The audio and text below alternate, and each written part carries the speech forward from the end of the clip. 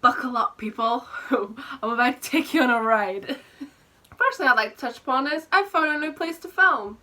I just discovered this yesterday while I was like doing my reading vlog, and I just set my camera here just while what was I doing? I was doing something. I just set my camera here and then I sat down on the edge of my bed. I am kind of like just perched on the edge of my bed, but this is a great spot because this way my legs won't get sore, because my legs always get sore when I sit like cross-legged on the floor. I'm still near enough to my window. It's right there. So I'm still getting that natural lighting. The background is just it's a bit boring. I should just get something to like hang from the ceiling, to just like a photograph of my bookcase so it looks like I'm sitting in front of my bookcase. Maybe I should get a green screen. Can you imagine? If I could just Photoshop my books behind me, then I would be a normal booktuber. You can tell that my bed's not made. Wait, let me just fix that real quick, because can't have me looking like a pig. Oh, I've just exposed myself. Yes, I'm wearing pajama bottoms because, you know, I didn't think you would see. I didn't think you would see my bottom half, so I just kept on my pajamas. So, what was that? What? So, today I'm gonna sit down and do a book review, which I feel like I haven't done for a while. I can't remember the last time I actually sat down and did a proper in-depth book review. I'm gonna just say this once. I'm just gonna say spoiler warning, because I feel like I want to talk about this book in depth because there's so much that I really want to say. So I'll just do spoiler warning. I won't spoil the ending or anything like that, and I will try and like leave off of any kind of like key things in case you do decide to read it, because I feel like just what I'm gonna say, yeah, maybe some stuff I'll take away the shock value, but hey ho. There's a few things I just really wanted to say in terms of like books in general, just before I get into the actual book review. One of the main issues I had with this book, which I did love it, this book could have been a 5-star. It really could have been, and when I was halfway through I was like, this book is going to be a definite 5-star for me. But by the end I kind of realised, I thought, no, I can't really give it 5 stars just because I fell in love with the romance. I fell in love with the love story that was surprisingly thrown at me, and the only reason I wanted to give it a 5-star was because normally, if you know me, you know that I'm not a big romance fan in books. Like if I'm reading a fantasy story and the next thing there's like a romance or a love story, and it's like, it just doesn't feel very genuine to me. The characters are just sort of like liking each other for the sake of liking each other. Like, oh, here's a male. Like if our main character is like a female and it's like, here's a male suitor, they're gonna have amazing sexual encounters. It's the best sex she's ever had in her life, and by the end of the book they're in love, and it's like they all lived happily ever after. I really ain't down for that. Like especially in thrillers. I feel like in thrillers and mysteries, I'm there for the mystery, you know. I want to be shocked, I want to be told a great crime story, and I want to be solving the clues. If you're gonna throw romance at me and it wasn't like specified on the back of the book, I'm gonna be pissed. I'm gonna be pissed, because I feel sometimes it just takes away. And if I don't feel that connection between the two characters and I'm not really rooting for them, or if our main character falls in love or develops a crush on the other character before I have a chance to even decide if I like them, that just spoils it for me, and I'm just like, no. So I end up cringing a lot. But with this book, ooh, there was a bit of romance thrown into it, a bit of a love story. It took me by surprise, and I feel like it was done in a way that I enjoy. It was 2 male characters, and because this book is set in, it took me a while to kind of figure it out, but this book is set in like the 1900s, and it's in a sort of like alternative universe. It's not like just like 1900s London or America. It's definitely kind of, I was kind of thinking Victorian times in my head, because it's never actually told to you. And the place that was mentioned, I don't think is a real place. I think it was called Castleford, but I could be wrong with that. So I think that's made up. So I think the place is obviously made up, and it has a bit of magical realism in it, where there's like something. It's not like a world full of magic, it's just this one specific thing that happens that's kind of magical. It doesn't really get talked about in a way or explained, so I feel like it's one of those things that you just kind of, they just live with it. It's just something that happens. That's about the only thing, so I don't know if I'd quite call this a fantasy. It's not really, it's just this one kind of magical element to it. But I will read the back to you in a little moment, but I just wanted to kind of, I just wanted to say like about the love story that came into this. I'm already off in like I've already ruined my structure of this, but I just want to say that's the reason why I wanted to give it 5 stars, because there was a bit of a love story thrown into this at the halfway point that took me by surprise, and between the two characters it was just like, it felt genuine. And because to begin with, our main character Emmett, he didn't trust this guy Lucian. He met him when he rescued his sister. Lucian rescued Emmett's sister from a lake after she like fallen through some ice, and he starts kind of coming around the house. So Emmett doesn't trust him. He's worried that like he's gonna soil his sister, take away her V card and everything. And obviously she's younger, and she becomes kind of infatuated with Lucian, and she's like, oh, it's the way I'm gonna marry and everything.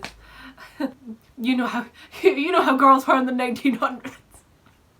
Wow, I definitely just lost my rights to being a feminist. So Emmett doesn't really trust him. There's a lot of tension. There's so many moments where it's like, I just knew, I was like, boy, you're only mean to him because you like him. Don't lie, you like him. So it was nice. It was nice, I think, that it was like, I didn't see it coming. I didn't know it was going to be in here. And I genuinely felt that connection between the two characters. And it was like, this is what I want when I want a love story. Like, I always feel like I'm so cynical when I say, oh, I hate romance in books. But I don't if it's done in a way that I genuinely like fall in love with the story, because I genuinely fall in love with these two characters and I love their love story. I felt it with this one. I was like, yes, I can see you two are crazy for each other. And when they did finally kind of like kiss and everything, I was like,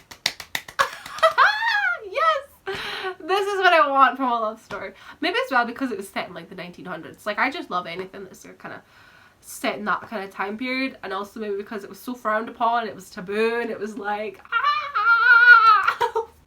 what was that? It was a seal. So that's I'm kind of getting off already, but that's just one thing I wanted to say. That's why I wanted to give this book 5 stars, because of that. But by the end, I kind of thought about it, and I thought, no, I feel like in a way, I felt like I was promised a different story going off the back of the book, and I felt like there was so much more that could have been done with it. This could have been like what do you call like if there's 2 books to a series? Duology? Have I made that up? Or like a trilogy? Not a trilogy, but 2. But I do feel like there could have been, I would love it if she wrote more. Like, I feel like there's more that could have been done. I hope she does. Maybe if I write to her, she will write back and write more. Just write it for me, please. I definitely felt like there were things that could have been expanded on that weren't really. I did feel like maybe the love story did kind of take over on little, but I didn't mind because I loved it. But I'm gonna read the back of the book to you, and then I'm just kind of gonna get into what happened and why I was a bit disappointed by this book. And I have to give it 4 stars because I just can't quite give it 5 stars because it wasn't perfect. Emmett Farmer is a binder's apprentice. His job is to handcraft beautiful books, and within each to capture something unique and extraordinary. A memory. If you have something you want to forget or a secret to hide, he can bind it, and you will never have to remember the pain it caused. In a vault under his mentor's workshop, row upon row of books and secrets are meticulously stored and recorded. Then one day, Emmett makes an astonishing discovery. One of the volumes has his name on it. Now, I don't know about you, but whenever I read like the synopsis of a book, I instantly form a story in my head of what I think's gonna go down. Obviously, you can't know everything. You can sort of like create your own story based on like that, like a prompt. Think of it as like a prompt. You instantly kind of just, well, I do anyway, make up just a kind of idea what I think it's gonna be like. So our story kicked off with Emmett. He was at work. He lived at home with his parents on a farm and his sister Atta. She was 15. I don't even know how old Emmett is. I think maybe I overlooked it. Like, sometimes I think maybe I do overlook things in books if it is said to me and I just forget. But I remembered Atta was 15. But Emmett, I really don't know if he was older or younger. I formed the opinion that he was older, but I don't know how much older. Maybe he's like 17 or 18. I honestly don't know. So that's a good start. But he works at his parents' farm, and he's out in the fields, and to begin with, he's dropping these kind of hints that, or he's talking about how he'd been unwell recently. He'd been taken to bed and he'd been really ill and feverish, and he had all these nightmares, and he still suffered from kind of blackouts. So you know from the get-go that something's up. something's up with our boy Emmett. When he gets back home now, his parents are sat at the dinner table and they have a letter, and his dad explains to him that Emmett has to go to this binder woman. They kept referring to her as a witch, but seeing how she specifically asked in a letter for him to come and train as her apprentice. So Emmett's a bit kind of disheartened by this. He doesn't really know about like binding at this stage, but he knows that like books are bad. Like that's the thing in this universe, is that all books, although there are like what they call fakes, I'm assuming that's the equivalent of like just a novel. They call it a novel, and it's with like a fake, so it's like a fake story. So kind of like what we do in this day and age. People create stories and then they publish them. That's like basically what it was. But real books are actually people's memories. So like binders who are maybe not legitimate, or they're a bit more corrupt and greedy, they will bind your memories and write the book. Now you go off your merry way because you don't remember maybe being there, you don't remember being bound, and you don't remember whatever it was that is now in this book. And the binder is supposed to keep these books safe in a vault under their bindery. I love that word, bindery. In the place where they work, and they keep it locked away, safe. That's what they're supposed to do. However, some binders, the more greedy ones, will then sell your books and make a profit off of that to other people. And obviously, so folk can have your secrets. If you had like an illicit secret that you didn't want people to know about, you wanted to forget it. In a lot of cases in this book was that it was more like characters were making someone else lose their memories because maybe they'd done something. There was a lot, I will say this, like trigger warning if you want to read this book, there is a lot of like sexual assault and rape in this book, because that's a lot of the times that's what people were being bound for. For example, there was a male character who was like he was a well-to-do man, he was rich, he had like a house full of staff, and he would assault the staff members. He would insult he did worse than that. He would assault his staff and then take them to like a binder and have the binder take away their memories so that they wouldn't remember that he'd assaulted them. And then he would keep doing it until he had basically a library full of these memories, and he would reread these books to relive that moment. And it was like, oh my god. So books are bad. Emmett knew that he wasn't allowed to read books, he just wasn't sure why. At this point he didn't know that they were people's memories. So he then goes up to the marshes to live with this woman called, I can't quite pronounce her name. I think it's pronounced like Seredith. I think it's Seredith. I think you pronounce it Seredith. And she is the little binder. She's a little old lady. She's a wee binder in her little, I was going to say cottage. It's not really a cottage, but in her bindery up in the marshes. And Emmett gets to work with her. She is very kind of elusive with what she says all the times. Like she hints at things, and it's like Emmett doesn't really understand and I don't understand. And she basically explains like that how at some point, does she explain to him that he's been bound? No. What is it? I don't think, no, she doesn't tell him that he's been bound, but there's something, does she tell him? I honestly don't remember.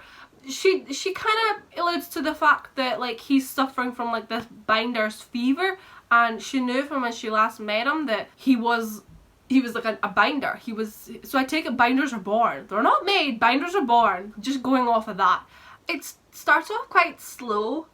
So by this point, this is why like it did take me a little while to get into the story. It was quite a kind of slow start. He was just basically doing like little things at this bindery. Like he wasn't quite making books for her. He was just kind of like doing like the leather work and kind of embroidery. I don't know if it was embroidery, but like kind of engraving like names and like leather. He was doing a lot of like intricate work because Sarah took her craft very seriously. She made like all these books with love, and so she had him doing like so it was a kind of slow process of him just kind of learning the craft of making books. So he was doing it kind of gradually, bit by bit. We meet the character of Lucian pretty early in the novel. Obviously at that point we just don't know his significance. He comes, he speaks to Emmett. It's quite obvious that he knows Emmett. Emmett doesn't know him. And then Lucian then goes to see the binder, and then he leaves. So he gets bound.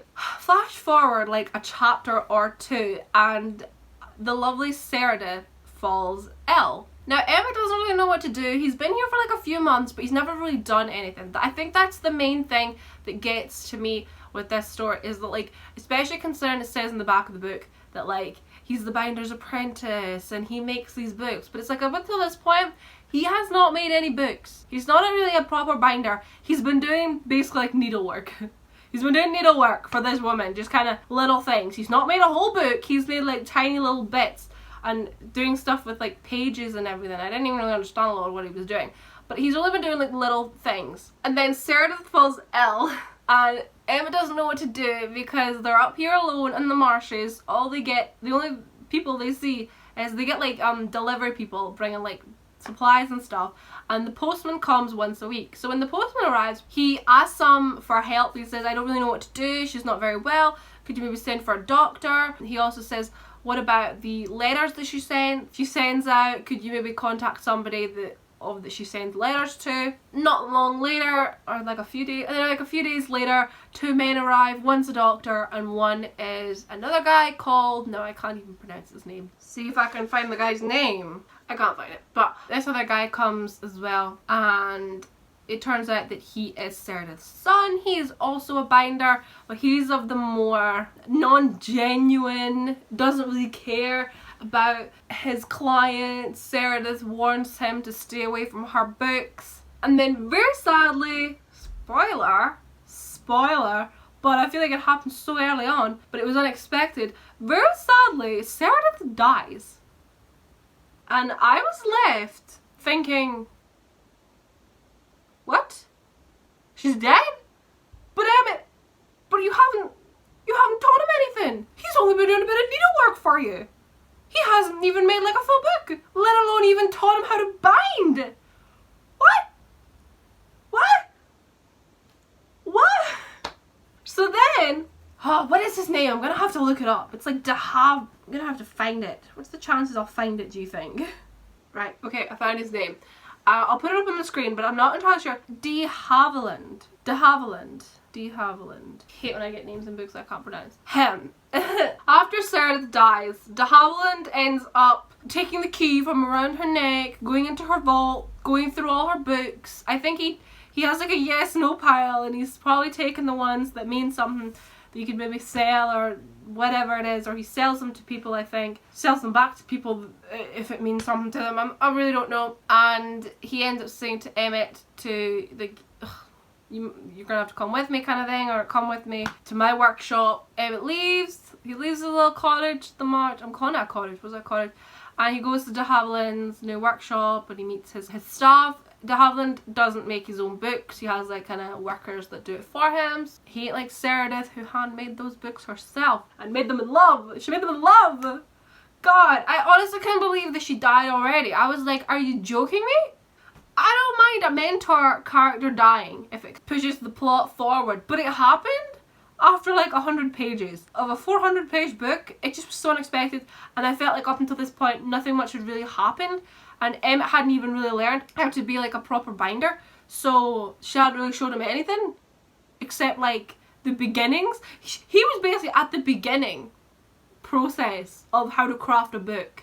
He's over here, the final book's over here, let alone even learn how to bind. So he didn't even know much. He'd asked her a few questions in passing to kind of understand what binding was and how it worked and everything, but he'd never actually done it or tried it out or anything like that. So it was a bit kind of like, so I was already disheartened because I loved this little relationship with Meredith that they had going on, you know. It was quite cute. She was like a wee little granny, it was great.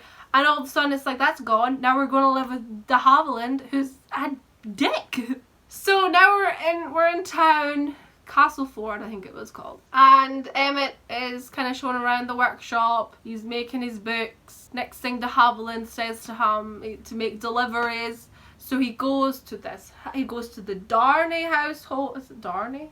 Yeah.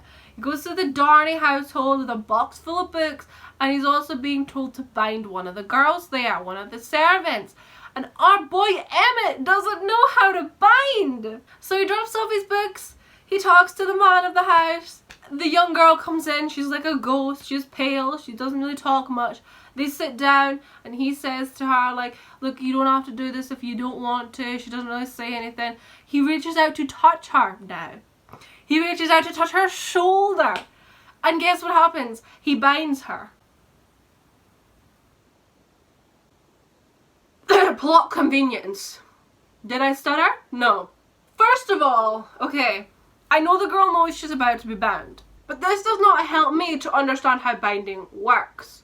I know that, like, from what Emmett had learned, it just that you took the hands of the person and you had to be careful not to suck away all their memories, and like must be like a kind of like a focusing thing. You must like maybe try and focus, maybe they're feeding the memories to you, but how do they not accidentally feed you the wrong thing? Like, you know, if it was me and I was in that situation, I was like, right, I really want to forget yesterday. I had a really bad experience. I don't know, fell down in front of a bunch of people. And then the next thing I'm suddenly thinking about like last Christmas, and then before I know it I've lost the memories of last Christmas, and it's like, well, how does that actually work in terms of like concentration? Don't know. That's why it doesn't really get explained to me. Emmett has never bound a person in his life. He reaches out to touch a girl to give her a little reassuring pat on the shoulder, and all of a sudden he's done what he came to do. He's taken the memories of this traumatic experience, he's written it all down, so he must be in some sort of trance, and he's just like, he wrote it all down on pages. Now these pages are ready to go shipped off to the bindery to be made into a book, and that is Nell's book. Nell is the name of the servant. I was disappointed, to say the least. I was so disappointed that we had no... I heard something. Montage of Emmett learning his trade. He went from doing bugger all at Serendith's bindery to now being at de Haviland's, I don't even know if I'm pronouncing that right, bindery, where it's all for profit. But he was barely there. He was there like a night. He had to go to another house to bind a girl, and he did it. He did it! We did it! He did it without knowing what to do, just by touching her. And he did it correctly. He just knew what to do without even trying. Plot convenience. It gets to me. It really does.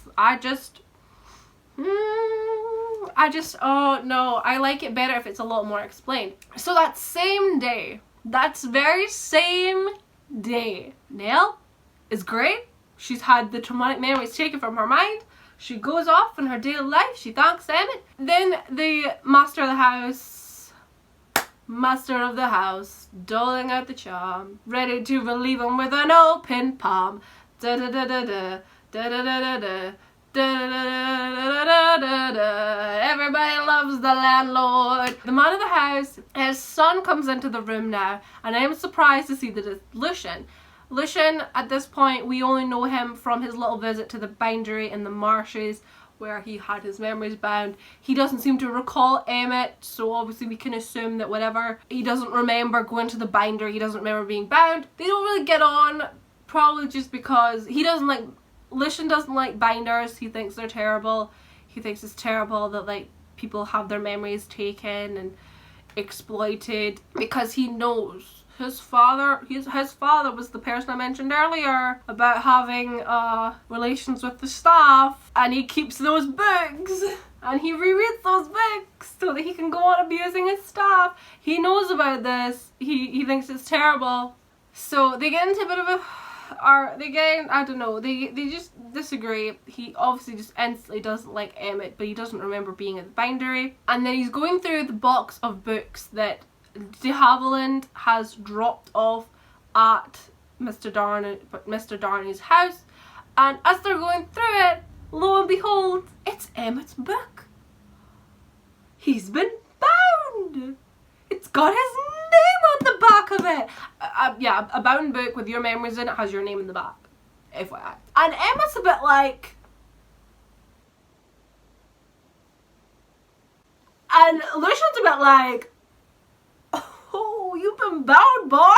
They get into a fight over it. Emmett wants his book back, rightly so. Wouldn't you? Like, if you found a book, if you knew, like, that's the whole thing. If you knew that this binding is a thing in your world, and you saw a book with your name on it, you'd be like, what the hell did I do? What is in that book? What did I not want to remember? What? So they get into a fight. Emmett is able to kind of pry the book away from him and toss it into the fire. Now, If you toss a book into the fire while the person is still living, they will get their memories back. If the person's dead, it's not gonna affect them. So he tosses the book into the fire, then he passes out. Then part 1 ends. This book, I probably should have said this, but this book is split into 3 parts. Part 1 is just Emmett going to the binder woman and becoming her apprentice, even though he didn't get very far with that. He just didn't. He didn't. Then part 2 begins, and part 2 was the best. I could add a full novel just on part 2 alone. And it kicks off with Emmett just going about his daily life, so it's in the past. In it is when we discover sort of what happened, because we always knew that something has happened to him before he went to the binder, because she keeps talking about this binder's fever, and I think she does allude to the fact about him being he could have been bound. She would know, she bound him. He had been bound at some point, and that's what kind of brought on the binder's fever. So we're sort of figuring out kind of what happened to him, why he ended up getting this binder's fever, which is what happens to a binder. Basically, if they're not binding. If a binder hasn't really discovered his trade or her trade, and they seem to go, I didn't really get explained that well, or if it did, I wasn't paying attention. But like, they get binder's fever if maybe they've been born a binder and they're not binding. I take it. I assume. So that's fine. So we kind of get the run up to that, and that is when we meet Lucian Darnay for the first time. But not really for the first time. But it is the first time, because although we've already met him in part 1, we get to meet him for real in part 2! And then we figure out how it was that Lucian recognised Emmett when he first came to the bindery, and it's just the best. It is the best. I read this part so fast because I was like, I was lapping it up. I was like, yes! Unexpected romance, and it's not cringy. It was great. I won't go into too much detail about it really, but it was just so unexpected, and I really enjoyed it, and I really fell in love with this story, and it did just feel genuine. I could feel this tension between the 2 characters, and I was like,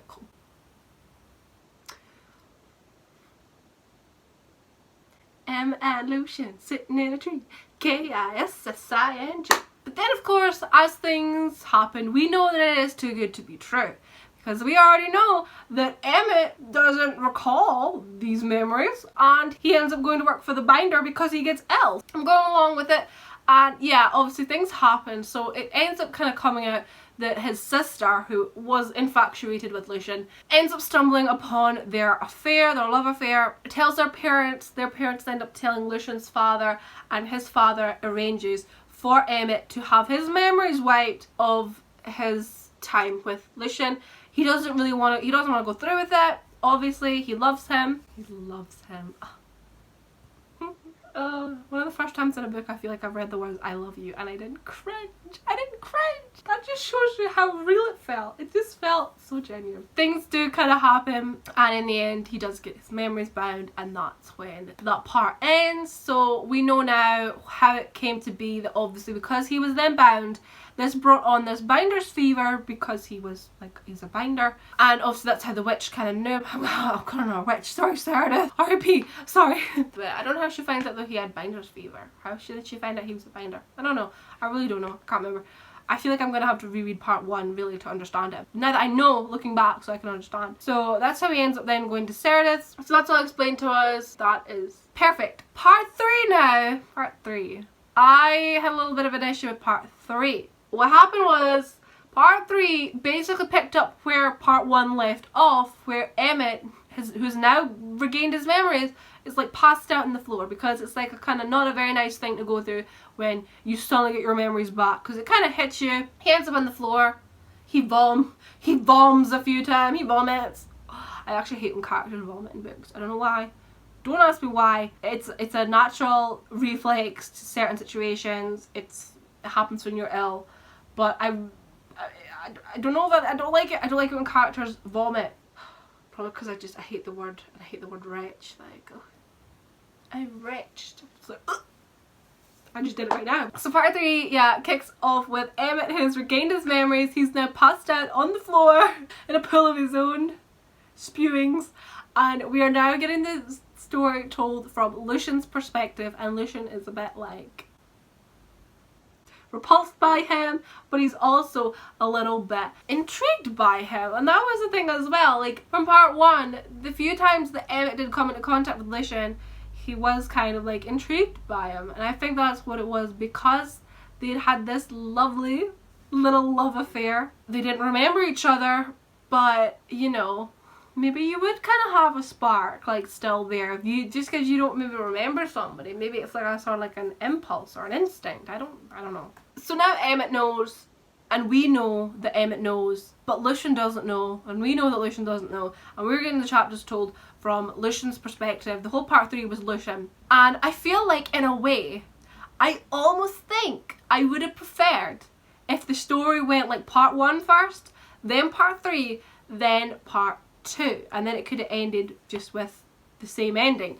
Just because once we got told the whole of part 2 of what happened and the fact that they did know each other and how well they knew each other, once you were then reading Lucian's chapters for the whole part 3, I was reading a lot more slower, because I just felt like that kind of, in a way, that spark was gone, because Lucian just didn't remember, and the whole time I'm just willing for him to regain his memories, and I'm like, oh my god, when is he gonna remember? When's he gonna get his book back? So like things are just kind of happening throughout part 3, just most to do with like him and his life. He is engaged to a young woman. Emmett keeps kind of trying to talk to him, but obviously there's this is another thing. You cannot tell a bound person. You can tell a bound person that they've been bound. You cannot tell them what their memories are, because what happens is they get like selective hearing. So it's like, say my memories were bound, so say I don't remember what happened yesterday, and if you try to tell me what happened yesterday, I can't hear it. You can't hear it. If someone starts talking about something that you've given up the memory, you've been bound, it's in your book, you can't hear it. Nobody can tell you. Maybe they can write it down, but they can't tell you because you can't hear it. Magic, you can't hear it. Plot convenience. Which was fine. I did kind of like that a little bit, because I thought, well, I want to know how that would work, but especially in this world when you feel like there's no other magic except this one thing of people being able to have their memories bound. That's the only like magical thing, and I take it that's why I would class this as magical realism, because there's no other way. They don't talk about it. It's not like they called Seradith a witch, they call binders kind of like wizards or whatever. They're really not. So it's like, well, okay, it's just something that happens in their world, and that's fine. I wish I knew really how it worked, but especially this kind of aspect of, so they can't hear when they've been bound. So okay, we'll let it go. So part 3 is mostly just kind of Emmett tells Lucian that he's been bound. He doesn't believe it at first, but then he speaks to his father, and his father tells him like, yep, you were bound. You must have done something horrible because you've been bound. You might have done something worse than me. His father makes it worse. And so suddenly Lucian is freaking out. He's like, oh my god, somewhere out there is a book with my memories in it of something I've done. I must have done something truly horrible to bind myself. And obviously you're just screaming at the pages like, no, you just wanted to forget that you were in love with Emmett, because Emmett forgets that he's in love with you, then you probably can't live with the pain. I think that's what it is. It doesn't actually get explained why he did it. Emmett and Lucian decide to team up together to get Lucian's memories back, to get his book back. But Lucian doesn't actually want his book back so that he can remember. He just wants it so that he can keep it safe.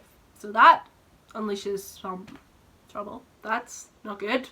I'm not going to tell you what happens in the end, because I've basically told you everything else. But that is the plot. That is the majority of the plot. So just to summarize, really, I did feel a bit disappointed that I felt like I imagined this different story in my head from what I was promised or from what was told in the back of the book. Because I feel like, let's dissect this. It says he's a binder's apprentice, and he is. He has literally just become the binder's apprentice. His job is to handcraft beautiful books, and within each to capture something unique and extraordinary, a memory. Yeah, no, because in my opinion, when he goes and lives with de Havilland, that lasts about a day. So it's not even like he's his apprentice. That lasts about a day before he gets chucked out for vomiting, basically, for getting his memories back and everything that happened with that. I would have loved this if a lot more time. I wouldn't have minded if the story opened with him already as the binder's apprentice, and he was already making these books for her, and maybe like he was recalling the run up to how we got here kind of thing. I don't mind that. I don't mind if a book just opens at a random point in time and the main character in the first few chapters is basically telling you, how did we get here? I don't mind that if it gets the ball rolling. So I feel like it got off to a slow start for that reason, that we're following Emmett as he just arrives and he's not really doing much at Meredith's house. She doesn't teach him an awful lot. So that's a bit disappointing. I would have much preferred, I think, if we spent more time with her, but oh well, I suppose it doesn't really matter. I definitely feel like the whole thing of like him just suddenly becoming a binder, I mean, yeah, I take it binders are just born. It must just be a gift that he's born with. So I don't mind that. But I hated the way that he was just suddenly able to do it without any training whatsoever. They say it's such like a sensitive thing, like to make sure you don't go in too deep or maybe don't take away the wrong memories, but how is he suddenly able to do it with Nell without even trying? It definitely became a lot more kind of centered about just, I suppose, all these people who have books and you're not really supposed to. I read a review that somebody wrote and says they felt like this book, most characters were, I'm not going to say evil, but they were bad or they had bad intentions. There weren't a lot of like good characters. I don't know, I think maybe, like I say, I would have preferred it a lot more if in the beginning he was at Meredith's for a lot longer, maybe like a good few years, and she was like his mentor. She could still pass away. It would have been a lot more sad. It was still sad, but I feel like the main reason I was mostly sad about her passing away was because I felt like, but you haven't taught him anything. How can he be your apprentice? You haven't really done much. I was more sad that it was just over, that part of the story was over already, and I was like, oh, okay. So now we're going to De Havilland, so we're going to become his apprentice and we're going to learn loads of stuff, but he's a bit more corrupt. He's not really genuine. He doesn't really care about the people or their memories. And we're going to be his apprentice? No? No? And one final thing that I really wanted to talk about because it really bothered me. It bothered me a lot looking back. This was the third plot convenience of this story. At one point, a couple of women come to the bindery while I'm with Meredith. This is before he even knows what happens here. It's because of this that he figures out finally what a binder actually is. Two women come, one of them goes in to a little room with Meredith, the other stays with Emmett. Then, like that night or a few nights later, a group of men appear and they're mad. The main guy, his daughter was the one that just come and been bound. He's coming with his friends, they've got like torches. They're like, come out witch or we'll burn your house down. He wants his daughter's book. She's like, no, it's safe here. No, you know, we keep the books, they're safe. But he wants his daughter's book, maybe so he could burn it and give it back to her. I don't know. That's probably why the binder keeps it, because people could fall into the wrong hands. People could know your secrets before you do, sell them on, or burn the book and give it back to you when you don't want it back. So Emmett goes outside to confront the men. It had already been snowing, the place was covered in snow, but they had like oil and stuff that they were starting to kind of throw in the walls. So Emmett was worried that, yeah, the house would still catch on fire. Meredith's inside, she's refusing to come out, she locked the door. Emmett's outside, he's trying to like threaten the men, and then he basically has this moment where he says, like, it sounds like a curse. Like, the way I read it and the way it's written, it just sounds like a curse. Like, he stood up and he's been like, curse you, if you burn this house, curse you. And then it starts to rain. It starts to rain, and it puts out the torch that the men were holding. At this point now, I was like, is magic? Everyone keeps calling Sarah the witch. She actually is a witch? They've got magic? Binders have magic? They must have some sort of magic if they can take people's memories. But magic? Oh my god! It's magic! It's a miracle! It rained! He made it rain! Make it rain! Oh my god! It's a miracle! He made it rain and the men go away and it's like, I've done it, Meredith! I've saved the bindery! Then, at some point, he basically asked Meredith, like, did I make it rain? She was like, no, Evan, of course you didn't make it rain. And I was like,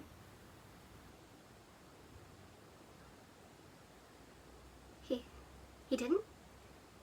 He didn't make it rain? But he said his little curse. And then it started... It wasn't him. He didn't make it rain? So when the rain came at the exact moment that they needed it, it wasn't because of him?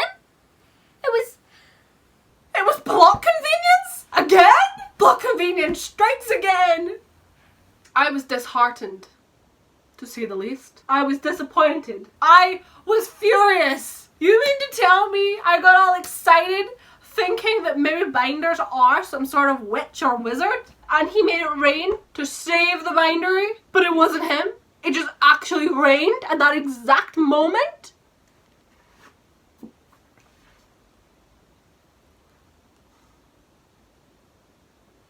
Are you kidding me? That was the third plot convenience that I can think of. There were a lot of plot conveniences though, like the amount of times that, especially in Lucian's chapter, now he was cutting about. He was cutting about town. He was cutting about the town, and he was, one minute he was looking for Emmett, and he found him. The amount of times, like, yeah, he was searching for people, and then he just so happened to stumble upon them, and it was like plot convenience, plot convenience, plot convenience. This video is almost an hour long. Oh my gosh, the amount of times that kept happening. There was a lot of plot convenience in this. I'm crying tears now. There was a lot of plot convenience in this book. It's too much for me to bear. I don't mind a bit of plot convenience. I really don't. Like, if it just so happens maybe that characters stumble upon each other at a time when they need to be there, that is fine. I don't mind it so much. But when it kept happening, I was like, oh. It was just really starting to get on my nerves a little bit. I just felt like it was just too much. It was too much plot convenience. I think that is everything I really want to talk about with this book. I think it is. I hope it is. This video is nearly an hour long. The only reason that I took my review down from a 5-star to a 4-star was the sheer fact that I just felt like what was promised on the back just felt like it had so much potential. It was such a promising story. This story could have delved so much further into the world of binding and, I was gonna say binary. No.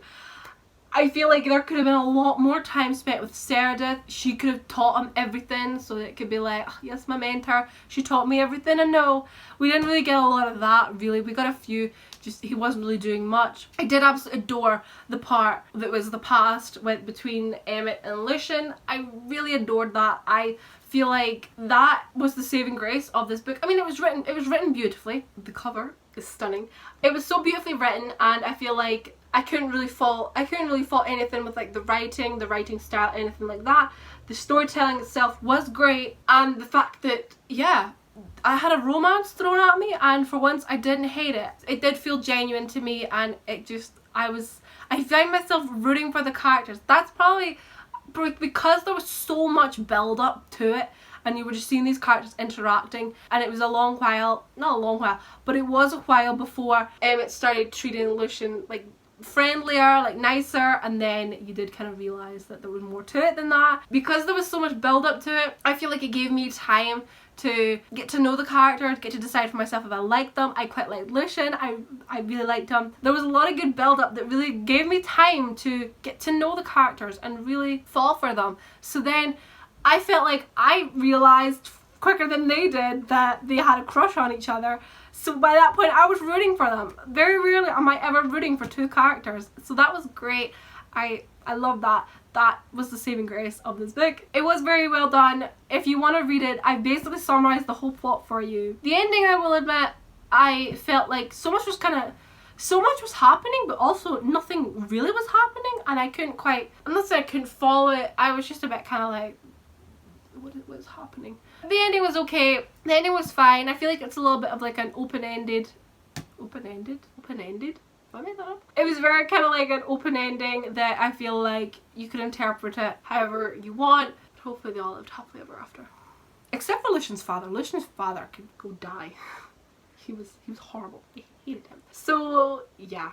I do very much recommend this book if you want a lovely little love story, as well as just this world. I liked it, and I feel like I wish she would write more, because I feel like it'd be so great. Like, could you just imagine like Emmett in his own little bindery, binding people, but being like a genuine one? He could go and live in Meredith's old house up in the marshes, although maybe not, because she was a literal swamp witch. No offense, girl, no offense. But I feel like, yeah, I would love another book, really, just to kind of keep exploring the two characters. So I do highly recommend it for anybody just looking for it. It's quite a bit, it's about 400 pages, about 430 I think it was. Yeah, it took me a while to get through it just because of that, and I am a lot slower when it comes to reading books like this. It's not really fantasy, but with all the kind of magical realism and stuff that's happening, I just was a bit slower with it than maybe I normally am with any other, kind of like if I'm reading like a thriller or something. So it did take me a while to kind of get through it, and it did take me a little while to get into it.